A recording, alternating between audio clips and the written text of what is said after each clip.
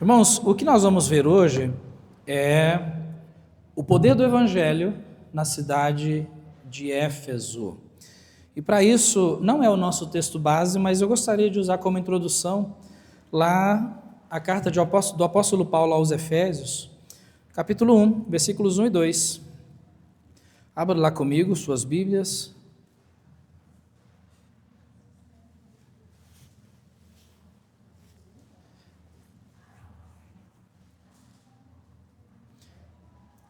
Efésios capítulo 1, versículo 2.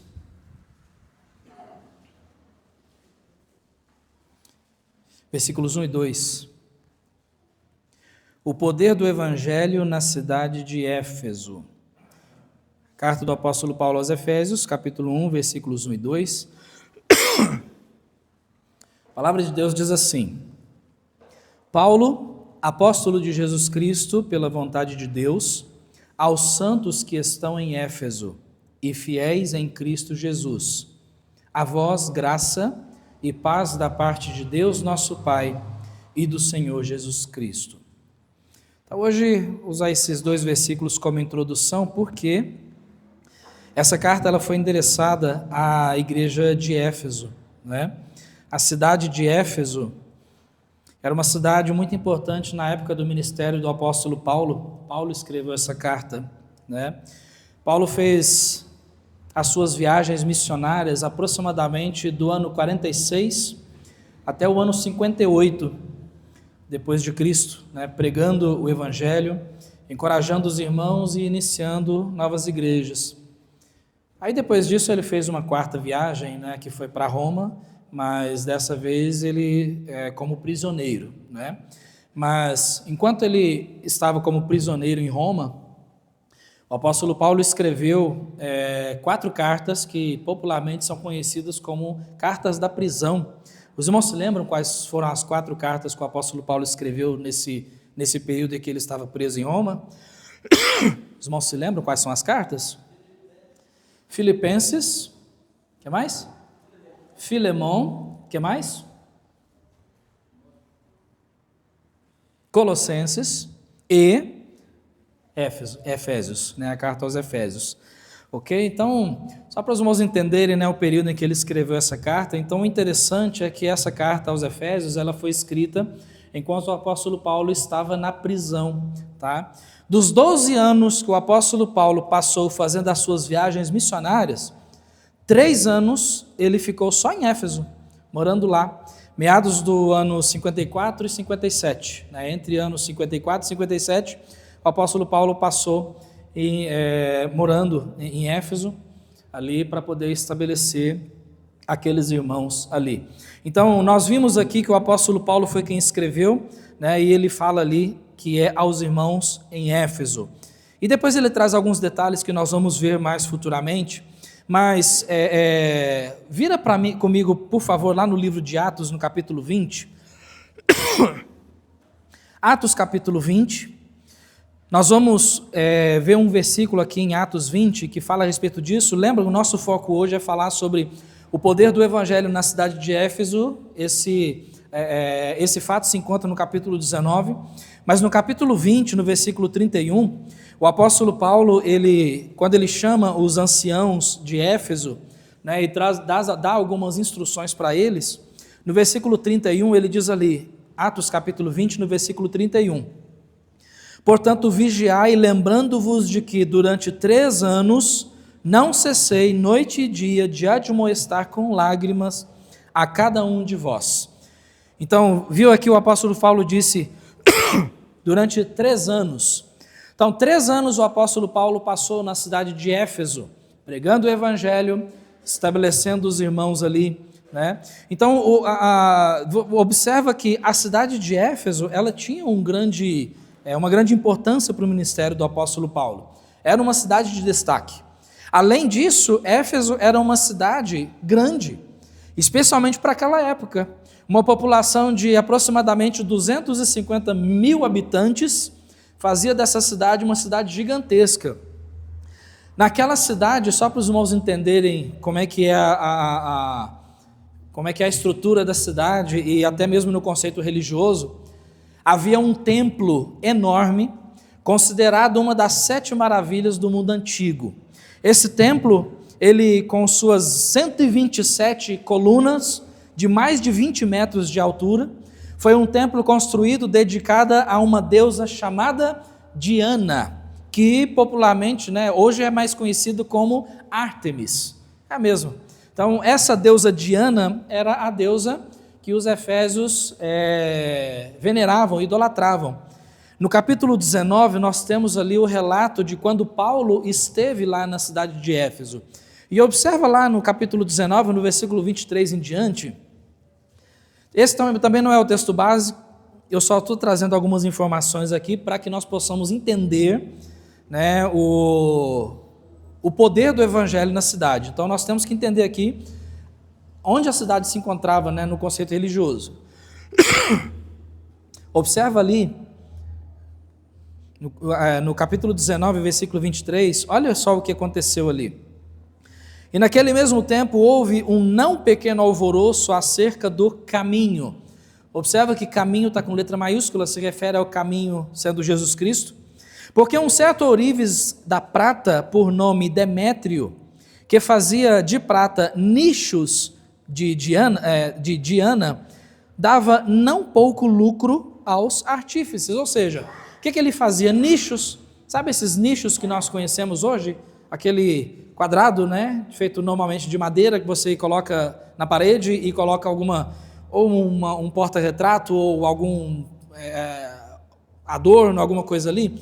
Esse homem chamado Demétrio, ele fazia esses nichos, mas esses nichos eles eram dedicados à falsa deusa Diana.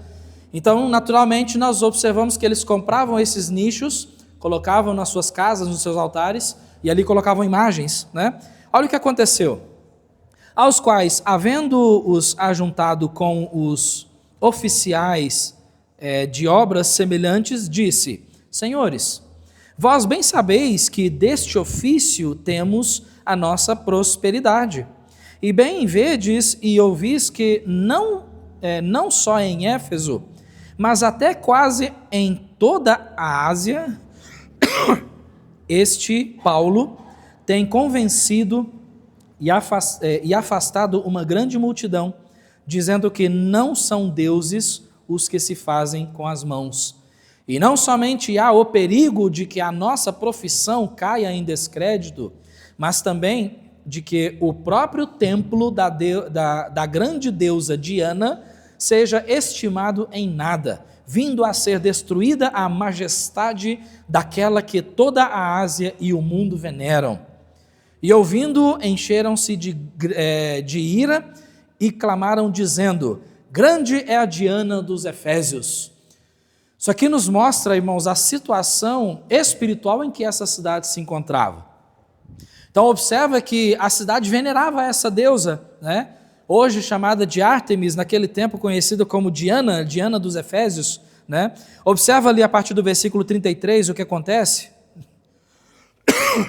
Versículo 33 diz: Então tiraram Alexandre dentre a multidão, impelindo os judeus para diante. E Alexandre, acenando com a mão, queria dar razão disto ao povo. Mas, quando conheceram que era judeu, todos unanimemente levantaram a voz, clamando por espaço de quase 2 horas: Grande é a Diana dos Efésios.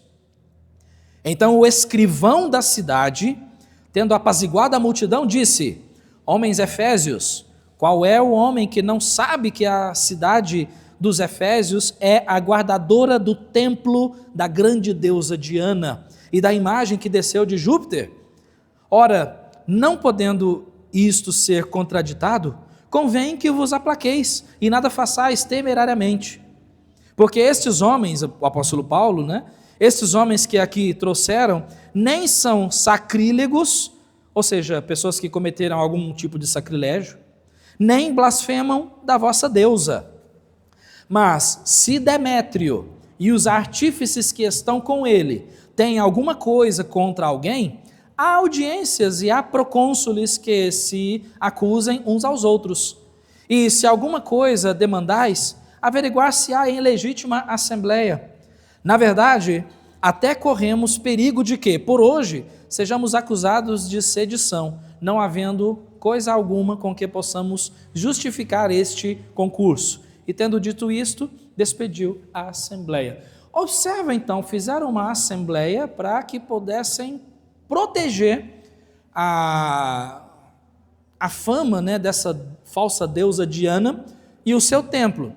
E aí, quando esse homem, né, começa a falar, o escrivão da cidade, então ele explica para eles, fala, olha, irmãos, se esses homens aparentemente não cometeram algum tipo de sacrilégio contra a nossa deusa, então assim, tem os trâmites corretos para que possamos lidar com esse problema.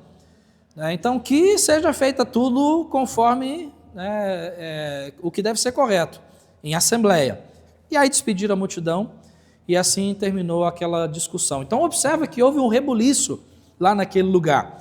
E aí, a partir do capítulo 20, nós vemos ali que, depois que cessou o alvoroço, Paulo chamou a si os seus discípulos e, abraçando-os, saiu para a Macedônia. Então, aqui nós temos um momento em que o apóstolo Paulo sai da cidade de Éfeso, ok? Então, observe, irmãos, que toda essa confusão se deu porque o poder do evangelho de Jesus estava operando em uma cidade extremamente idólatra, pagã, cheia de magia negra e cheia de pecados. Essa era a situação daquela cidade. Essa era a situação em que o apóstolo Paulo, na qual o apóstolo Paulo se deparou quando ele chegou naquela cidade. Mas ele não estava sozinho, Deus estava com ele e ele estava pregando o evangelho verdadeiro, que inclusive o verdadeiro evangelho, ele confronta o coração idólatra do ser humano. Nosso coração é uma fábrica de ídolos. Mas o poder do evangelho é capaz de derrubar cada um deles e restaurar em nós a adoração devida somente a Deus. E é isso que o evangelho faz. O evangelho restaura o nosso coração, porque é muito fácil para nós observarmos aquelas pessoas moradores da cidade de Éfeso, o quanto eles eram idólatras, pagãos. É muito fácil para nós observarmos essa cidade e vermos, né, o quanto eles estavam errados. Só que, ao mesmo tempo que eles estavam errados, esse mesmo tipo de idolatria não se restringe somente à adoração de imagens. E realmente, a palavra de Deus ela fala muito sobre isso, especialmente 2 salmos específicos falam muito claro sobre isso. Se você observar na sua Bíblia, depois quiser ler, o Salmo 115 e o Salmo 135, são 2 salmos que dizem que imagens não significam absolutamente nada. Tem olhos, mas não veem, tem mãos, mas não apalpam, tem pés, mas não andam, tem boca, mas não sai som algum da sua boca. Ou seja, essas são as imagens de escultura que aquelas pessoas da cidade de Éfeso estavam venerando e também muitas pessoas dos nossos dias ainda veneram coisas assim. Mas essas mesmas imagens, a palavra de Deus diz que não são nada. Então o evangelho, ele liberta, né, a pessoa da idolatria. Então quando nós pensamos em idolatria, normalmente nós associamos a idolatria com esse tipo de adoração, de imagens. Só que a questão que nós temos que entender é que, assim como aquelas pessoas da cidade de Éfeso e muitas pessoas hoje adoram, idolatram imagens de escultura, a idolatria também, ela não se restringe somente a imagens, mas, por exemplo, a adoração do nosso ego, os bens materiais, o nosso conforto, o lazer, a família pode ser adorada, o dinheiro e tantas outras coisas que muitas vezes não são coisas erradas, não precisam ser necessariamente coisas ilícitas para serem adoradas. Mas o fato de serem dessas coisas, mesmo que lícitas, serem adoradas, serem colocadas acima de Deus, isso as torna como objeto de idolatria. Então, tudo aquilo que nos leva a desobedecer a Deus, a tirar Deus daquele lugar onde Ele, daquele lugar que é somente dele, o primeiro lugar, o trono das nossas vidas, tudo aquilo que tira Deus do trono da nossa vida, isso é idolatria. Então, cada vez que nós cedemos ao nosso conforto, aos nossos desejos, à nossa vontade, aos nossos lazeres e tudo mais, nós estamos colocando essas coisas como objeto de idolatria. Mas o Evangelho, ele tem poder para libertar. Tanto é que foi exatamente isso que Deus começou a fazer naquela cidade. O que nós vamos fazer agora é que nós vamos ler um texto que demonstra claramente o poder do Evangelho para confrontar o pecado, libertar vidas e estabelecer uma igreja para a glória de Cristo, que foi o que Deus fez na cidade de Éfeso. E, irmãos, quando nós estudamos esse texto, que ele está no capítulo 19, a partir do versículo 11, né, do versículo 11 até o versículo 20, quando nós observamos esse texto, você e eu, nós vamos ver hoje à noite o poder de Deus, o que Deus faz, né, numa cidade, mesmo sendo uma cidade com tanta idolatria, né, com tanto paganismo, mas olha o poder de Deus. Então, observa comigo no capítulo 29, dos versículos 11 até o versículo 20. A palavra diz assim: e Deus, pelas mãos de Paulo, fazia maravilhas extraordinárias, de sorte que, presta atenção, até os lenços e aventais se levavam do seu corpo aos enfermos, e as enfermidades fugiam deles, e os espíritos malignos saíam. E alguns dos exorcistas judeus ambulantes tentavam invocar o nome do Senhor Jesus sobre os que tinham espíritos malignos, dizendo, olha que interessante, esconjuro-vos por Jesus a quem Paulo prega. Que interessante isso aqui. Eles estavam usando o nome do apóstolo Paulo porque estava vendo que o nome de Jesus, o qual Paulo estava pregando, fazia todas essas maravilhas. Então eles observaram e disseram assim, olha, está funcionando, vamos tentar também. E aí eles disseram, né, esconjuro-vos por Jesus a quem Paulo prega. E os que faziam isto eram 7 filhos de Seva, judeu, principal dos sacerdotes. Respondendo, porém, o espírito maligno disse, olha que interessante, irmãos, conheço a Jesus e bem sei quem é Paulo, mas vós quem sois? Passaram vergonha diante do espírito maligno. E saltando neles o homem que tinha o espírito maligno, e assenhorando-se de todos, pôde mais do que eles, de tal maneira que, nus e feridos, fugiram daquela casa. Só até aqui por enquanto. Você viu então que rebuliço? Opa, peraí, esse negócio aí, esse tal de Paulo aí, ele está fazendo alguma coisa que está funcionando, vamos tentar também? Vem cá, meus irmãos, nós aqui, os 7 filhos de Seva, vamos tentar isso aí também. E aí, conjuro-vos que, em nome do Jesus que Paulo está pregando, sai desse corpo. A resposta foi interessante, olha, eu conheço Jesus, olha o demônio respondendo, né? Eu conheço Jesus e eu sei quem é Paulo, mas vocês eu não conheço não. Que interessante, né, o caso aqui. Enfim, o autor do livro de Atos, e nós sabemos que o autor do livro de Atos, para quem não sabe, foi o evangelista Lucas, né, o médico, ok? O que escreveu o Evangelho de Lucas, então ele também escreveu o livro de Atos. Ele nos apresenta aqui uma realidade não muito distante dos nossos dias.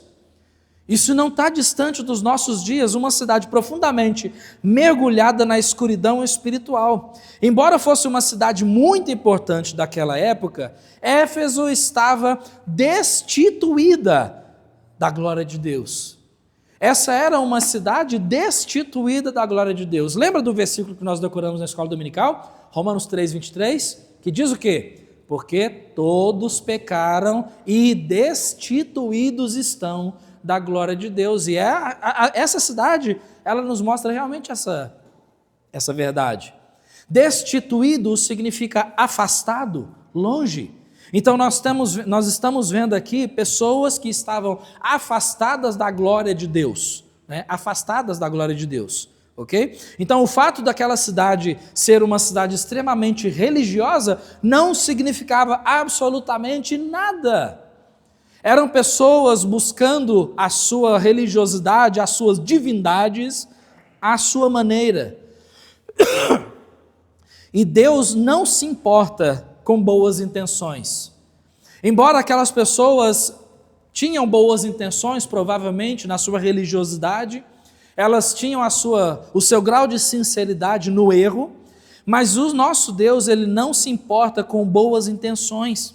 Deus se importa em manter a sua palavra. Na verdade, se formos parar para analisar sobre esse fato, nós poderíamos dizer que o inferno está superlotado de pessoas com boas intenções. O inferno está lotado de pessoas com boas intenções, porque boas intenções para Deus não valem nada. Deus não se interessa por boas intenções. Deus se interessa em que se obedeça a sua palavra, e a palavra de Deus diz que o ser humano, ele precisa de Cristo. Mas o ser humano, ele prefere desprezar essa verdade de que precisa de Cristo, e ele tenta, à sua própria maneira, prestar uma adoração a algum tipo de Deus, que não é o mesmo Deus. Você já observou algumas pessoas dizendo assim, né? Às vezes você convida alguém para vir e visitar a igreja. Esses dias, numa quarta-feira, nós tivemos alguém nos visitando que até disse algo semelhante a isso, né? Olha, eu gosto das igrejas evangélicas porque o Deus é o mesmo. O nosso Deus é o mesmo. Na verdade, o Deus é o único e verdadeiro, só existe um Deus. Agora, dizer que o Deus é o mesmo, aí já não podemos dizer, porque nem todas as pessoas adoram o mesmo Deus que nós adoramos, que é o mesmo Deus da palavra. Nem todas as pessoas. Então, enquanto as pessoas tentam, à sua própria maneira, buscar a Deus, buscar a salvação, sem ser por Cristo, elas tentam através das suas obras, da sua religiosidade, eu vou frequentar uma igreja, quem sabe assim Deus me leva para o céu, eu vou fazer bem ao próximo, quem sabe assim Deus não vê que eu mereço aquele lugarzinho lá no céu. Enquanto as pessoas tentam fazer isso, a palavra de Deus diz exatamente o contrário. Lembra daquele outro versículo que nós decoramos na escola dominical? Efésios 2, 8 e 9. Lembra? Vamos falar junto? Por quê? Pela graça sois salvos por meio da fé. E isto não vem de vós, é dom de Deus. Não vem das obras para que ninguém se glorie. Não vem das obras. Então, por mais que as pessoas tentem, por mais que as pessoas busquem uma igreja, busquem uma religião, busquem fazer coisas boas, aparentemente, diante de Deus, visando alcançar a salvação não vem de nós, é um dom de Deus. Ela vem pela fé em Cristo. Então, essas pessoas estão perdidas. Então, essa era uma cidade dominada por práticas espirituais falsas e malignas. Falsas e malignas. Veja que o apóstolo Paulo, Deus estava operando milagres usando a vida do apóstolo Paulo. E isso chamou a atenção deles, né? E fez com que eles usassem o nome de Jesus, aliás, o nome do Jesus a quem Paulo estava pregando. Isso não é diferente dos nossos dias, irmãos. Quantas pessoas hoje se dirigem a Deus, né? De alguma forma tentam colocar suas orações diante de Deus por palavras repetidamente, buscando a Deus, buscando dizer palavras repetidas a Deus. Muitas pessoas, infelizmente, até mesmo colocam diante de Deus por várias vezes, repetidamente, aquela oração do Senhor Jesus. Lembra da oração que Jesus conversou com o Pai? Pai nosso que estás nos céus, santificado seja o teu nome, e etc. Muitas pessoas se dirigem a Deus com essas palavras, mas na verdade não passam de criaturas, não são filhos de Deus. Porque a palavra de Deus, ela diz, de acordo com João capítulo 1, versículo 12, somente aqueles que receberam o Senhor Jesus Cristo, esses são filhos de Deus. Os demais são criaturas. Se nós considerarmos esse fato, pensa aqui na nossa cidade, na cidade de Uberaba. Quantos centros espíritas existem aqui na cidade de Uberaba? Eu não sei a conta. Tentei pesquisar por vários meios, mas pelo que eu entendi, não dá para ter um número exato, porque existem um grande número de centros espíritas registrados e muitos outros informais. Fundo de quintal. Quantas pessoas estão afundadas em casas de umbanda, candomblé, quimbanda e outros lugares ritualistas aqui na nossa cidade? Quantas pessoas, considerando que tudo isso de acordo com a palavra de Deus, todas essas práticas são práticas associadas ao maligno, de acordo com a palavra de Deus, todas essas práticas são práticas demoníacas. Então, considerando esse fato, quantas possessões demoníacas acontecem aqui na nossa cidade semanalmente? Já parou para refletir sobre isso? Quantas possessões demoníacas acontecem aqui na nossa cidade? A questão, irmãos, é que Satanás e os seus demônios, os seus anjos, os anjos caídos, eles trabalham sem cessar para manter as pessoas aprisionadas na mentira. Assim como esses homens aqui, tentando expulsar um demônio por um Jesus que nem eles mesmos conheciam. Muitas pessoas também estão aprisionadas nessa mentira. Muitas pessoas. E aí você viu que o demônio, ele partiu para cima deles, e eles fugiram. O fato de alguém se envolver com práticas religiosas nunca foi um indicativo de salvação. Nós temos que entender isso. Nunca foi. Tanto é que o próprio Senhor Jesus Cristo, quando ele ensinou lá no seu sermão da montanha, olha o que ele disse lá em Mateus capítulo 7, versículos 21 a 23. Nem todo o que me diz, Senhor, Senhor, entrará no reino dos céus, mas aquele que faz a vontade de meu Pai que está nos céus. Agora, presta atenção nas palavras de Jesus. Muitos me dirão naquele dia, Senhor, Senhor, não profetizamos nós em teu nome? E quantas pessoas em determinadas religiões se gabam porque, segundo eles, estão recebendo profecias de Deus. Deus me deu uma profecia, Deus me deu uma revelação, Deus me deu uma palavra, Deus mandou eu te dizer uma coisa. Queridos, isso não é indicativo nenhum de salvação, Jesus está dizendo.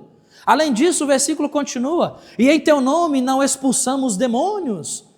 Quantas pessoas se gabam hoje aqui na nossa igreja, nós expulsamos demônios, o demônio aqui não tem lugar, aqui nós temos sessão do descarrego, isso e aquilo.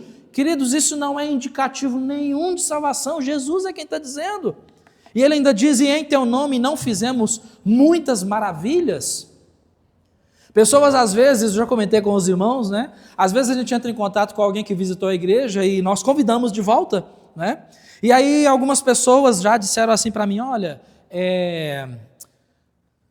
eu gostei muito, foi um ambiente gostoso e tudo mais, só que eu notei que na igreja de vocês não têm o Espírito Santo. Eu falo, mas como assim não temos o Espírito Santo? Aí eu sempre pergunto, e como é que você notou isso? Aí normalmente as pessoas dizem, olha, porque eu não senti o mover do Espírito. Aí o que seria esse mover do Espírito? Bom, a gente tem que sentir um arrepio, a gente tem que sentir as paredes tremerem, a gente tem que sentir e isso e aquilo, e aí pessoas têm que falar em línguas, e aí pessoas têm que ser curadas, e espíritos têm que ser expulsos e tudo mais e tal. De acordo com Jesus, isso não tem absolutamente nada a ver com salvação. Porque todas essas maravilhas, esses milagres, segundo as pessoas, diante disso Jesus diz, então lhes direi abertamente, nunca vos conheci, apartai-vos de mim, vós que praticais a iniquidade. Jesus não disse assim, olha, eu conhecia vocês, mas eu deixei de conhecer. Jesus diz, nunca vos conheci. Em outras palavras, vocês nunca fizeram isso em meu nome, vocês nunca fizeram isso por mim, vocês nunca foram ovelhas do meu aprisco, vocês nunca fizeram parte da igreja de Cristo. Está vendo a situação? O fato de alguém se envolver com essas coisas não significa salvação, não é sinônimo de salvação. Satanás sabe que o tempo dele está chegando ao fim. Ele sabe disso. Por que ele sabe? Porque ele conhece a palavra. ele conhece a Bíblia, ele sabe o que está escrito. Ou você acha que Satanás é ignorante? Ele sabe o que está escrito. Satanás sabe ler. Por isso ele está trabalhando mais do que nunca. E é por isso que o mundo está cada vez pior. Só que a questão é que, apesar de Satanás saber do seu fim, Tiago traz uma informação muito importante, que diz assim: tu crês que há um só Deus? Fazes bem. Também os demônios o creem e estremecem. Satanás e os seus demônios, eles estremecem diante de Deus, porque eles sabem que existe um Deus verdadeiro e que o fim deles está próximo. Eles sabem o que está escrito no livro do Apocalipse. Eles sabem que serão julgados no lago de fogo. Eles sabem disso. Por isso, Satanás está trabalhando mais do que nunca. Mais do que nunca. E isso me lembra de uma ilustração que eu ouvi certa vez. Acho que eu já compartilhei aqui, mas vou compartilhar de novo.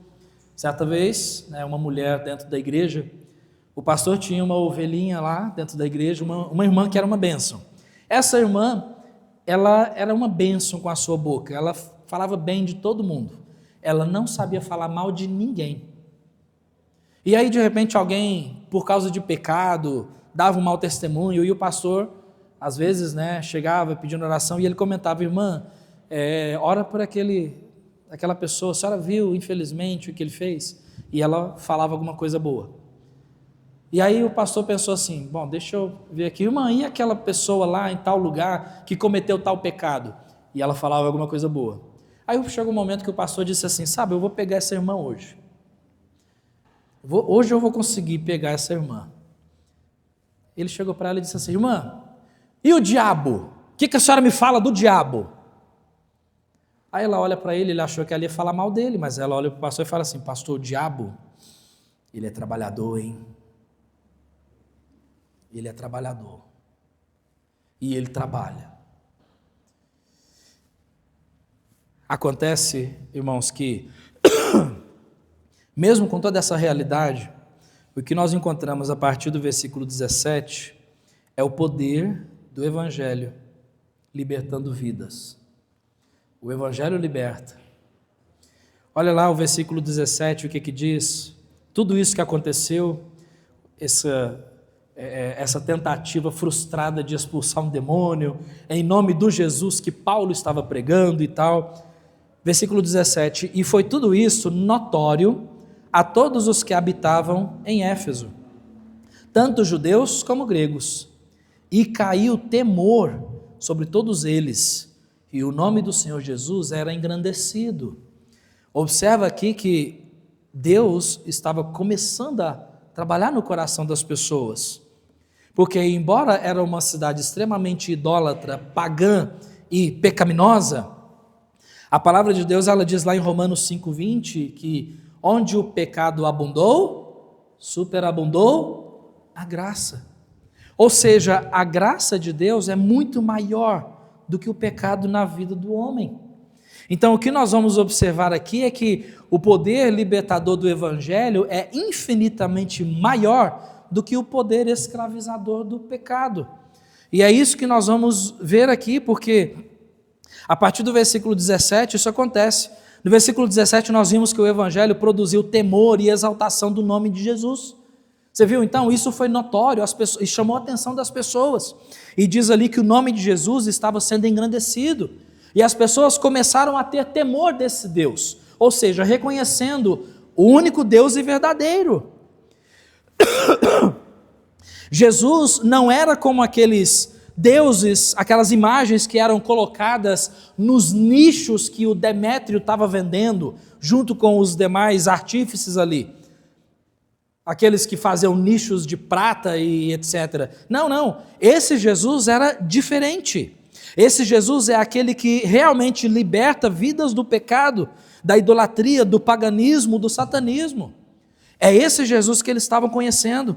Olha o versículo 18, então. E muitos dos que tinham crido vinham confessando e publicando os seus feitos. Então as pessoas começaram a crer no Evangelho, e diz o texto aqui que eles vinham, à medida que eles iam se convertendo, muitos passavam a confessar os seus pecados e a expor publicamente as suas más obras.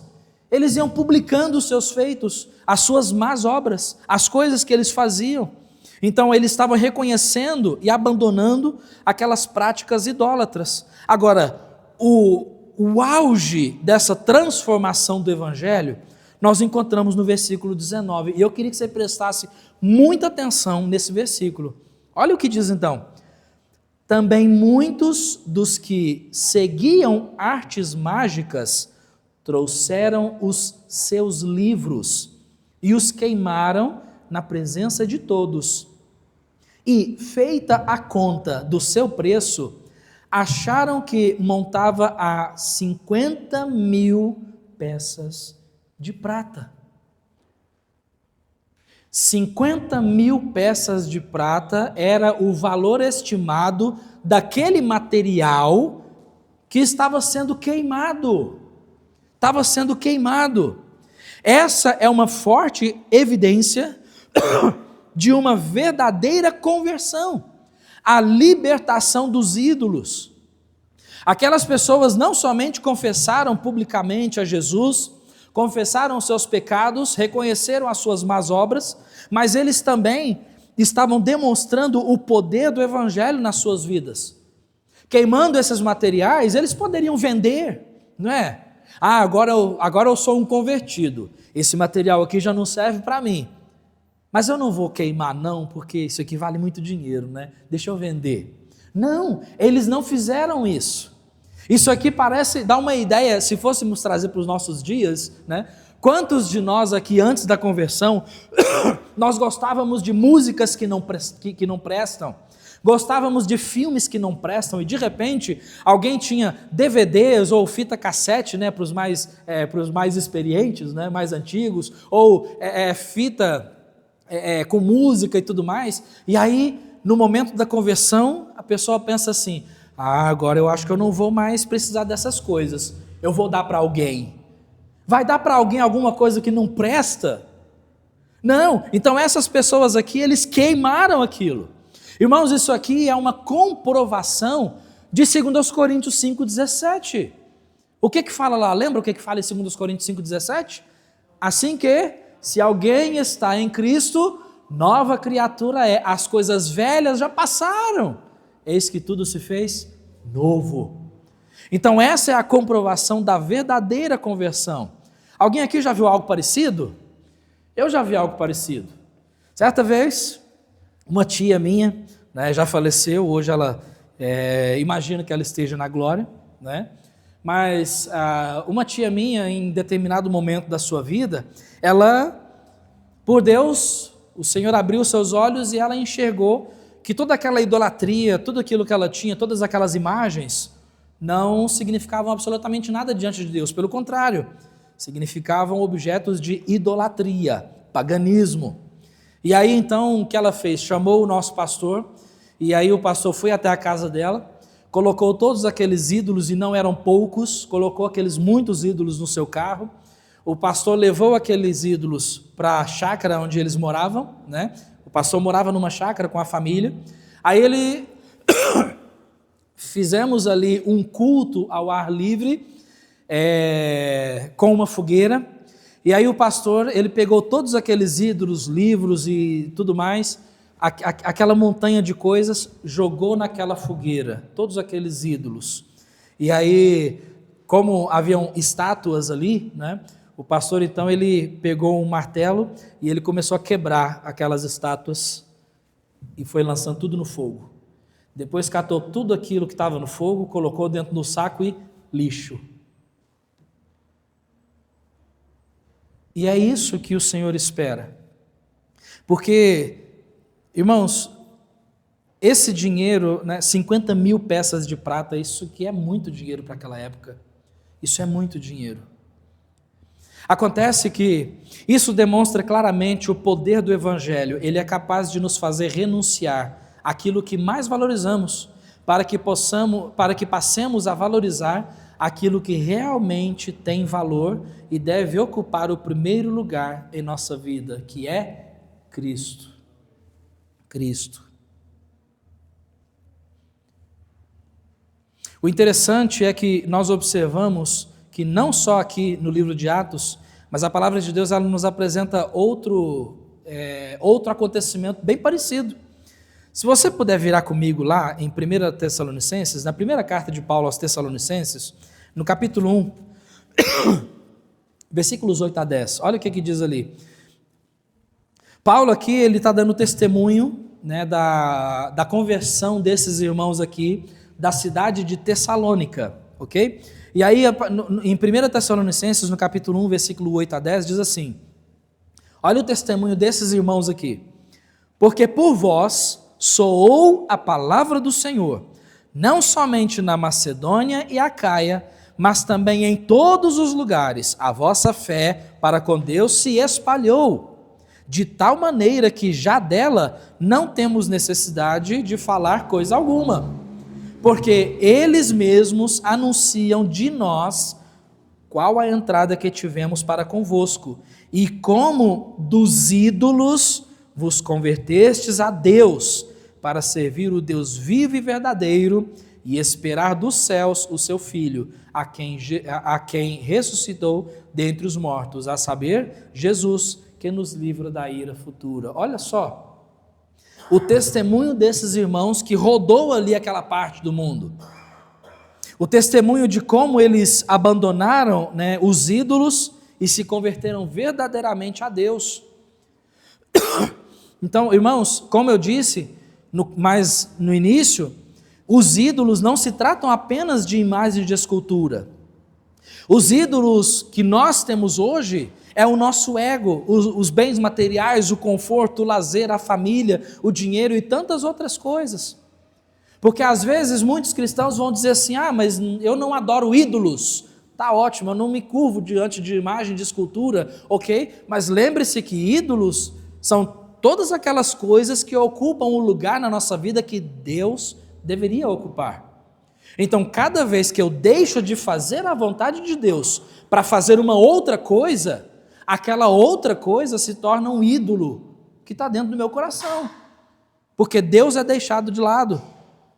Então, o que nós observamos tanto nesses irmãos ali se convertendo na cidade de Éfeso, como também aqui nos irmãos da cidade de Tessalônica, como nós acabamos de ler, é que o poder do Evangelho é capaz de derrubar cada um desses ídolos, cada um deles, e restaurar em nós a adoração devida somente a Deus.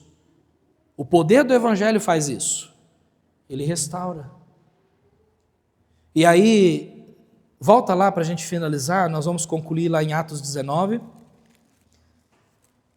O que acontece então é que, dessa forma, com o poder do Evangelho, a ação de Deus, usando a vida do apóstolo Paulo e a pregação, o que aconteceu foi que, no versículo 20, Atos 19, 20, assim a palavra do Senhor crescia poderosamente e prevalecia. Crescia e prevalecia. Esse é o poder do Evangelho. Ou seja, ela ia crescendo, se espalhando, e o Evangelho de Jesus ia se tornando cada vez mais conhecido na cidade de Éfeso. E o que acontece ali é que o poder do Evangelho estabelecendo uma igreja em Éfeso. E assim o Senhor fez uma obra maravilhosa numa cidade extremamente idólatra, extremamente pagã. Então, quando nós olhamos para a nossa cidade, nunca devemos duvidar desse poder do Evangelho. Porque eu já ouvi muitas pessoas dizendo, mas a cidade de Uberaba é difícil. A cidade de Uberaba é complicada. A cidade de Uberaba é quase impossível. Em qual lugar não tem as suas complicações? Mas o poder do Evangelho, ele pode libertar, irmãos. Por isso nós precisamos pregar o Evangelho. Ele pode libertar. Às vezes pessoas usam isso como até mesmo um tipo de muleta, né? Mas pessoas não se convertem porque em Uberaba é difícil. Ué, e qual lugar que é fácil? Alguém sabe me dizer qual cidade que é fácil pregar o Evangelho? As nossas igrejas elas são vazias porque Uberaba é difícil. Ué, Em qual cidade que é fácil? Alguém consegue me falar? Então, na verdade, essas são apenas desculpas que muitas vezes pastores, muitas vezes membros de igrejas, eles dão para justificar a falta de crescimento na igreja, para justificar o fato de pessoas não estarem pregando o evangelho. Mas o poder do evangelho ainda continua. Ainda continua. Ele salva e faz com que a palavra prevaleça. Enfim, concluindo, muitas pessoas da cidade de Éfeso começaram a experimentar a libertação que o poder do evangelho proporciona àquele que recebe Jesus como Salvador. Agora a pergunta para nós aqui hoje é: você já aceitou Jesus como Salvador? Já experimentou o poder do evangelho na sua vida? Já experimentou essa libertação de Deus? Para aqueles que têm plena certeza de que já experimentaram o poder do evangelho, eu gostaria de finalizar lendo um versículo lá em Filipenses capítulo 1. Aliás, Efésios, né? Efésios capítulo 1. Eu quero ler com os irmãos o versículo 3. Quando você aceitou Jesus como seu único e suficiente Salvador, você sabe o que aconteceu na sua vida? Versículo 3, Efésios capítulo 1, versículo 3 diz assim: Bendito o Deus e Pai de nosso Senhor Jesus Cristo, o qual nos abençoou com todas as bênçãos espirituais nos lugares celestiais em Cristo. Deus nos abençoou com todas as bênçãos espirituais nos lugares celestiais em Cristo. Quais seriam essas bênçãos? Quais foram as bênçãos que aqueles irmãos da cidade de Éfeso, que antes eram idólatras e pagãos, mas agora convertidos no Senhor, quais foram as bênçãos que eles receberam do Senhor, as bênçãos espirituais que eles receberam, e quais são essas bênçãos que nós recebemos no momento da nossa salvação? Então é isso que nós vamos começar a ver, porque hoje nós podemos entender um pouquinho sobre o contexto da cidade de Éfeso. O que a gente vai ver na semana que vem, a partir da semana que vem, é que o que acontece, né, o que Deus revela para aqueles irmãos a respeito das suas bênçãos. Então, quando nós lemos a carta aos Efésios, nós temos ali um tema na carta que o tema é esse: as riquezas espirituais e o estilo de vida digno daquele que está em Cristo. Então, hoje nós vimos o início da igreja, a conversão daqueles irmãos. Agora, a partir da semana que vem, nós vamos ver o que Deus revelou para eles, de que forma que eles foram abençoados, quais as bênçãos espirituais que eles receberam. E por que o tema da carta aos Efésios é esse? Porque nos capítulos 1 a 3, capítulos 1, 2 e 3, nós temos ali as riquezas espirituais que nós recebemos no momento que nós fomos salvos. Riquezas espirituais tais como a eleição, a predestinação, a redenção, a remissão, o selo do Espírito Santo e outras coisas. Tudo isso é revelado para nós no capítulo 1, 2 e 3.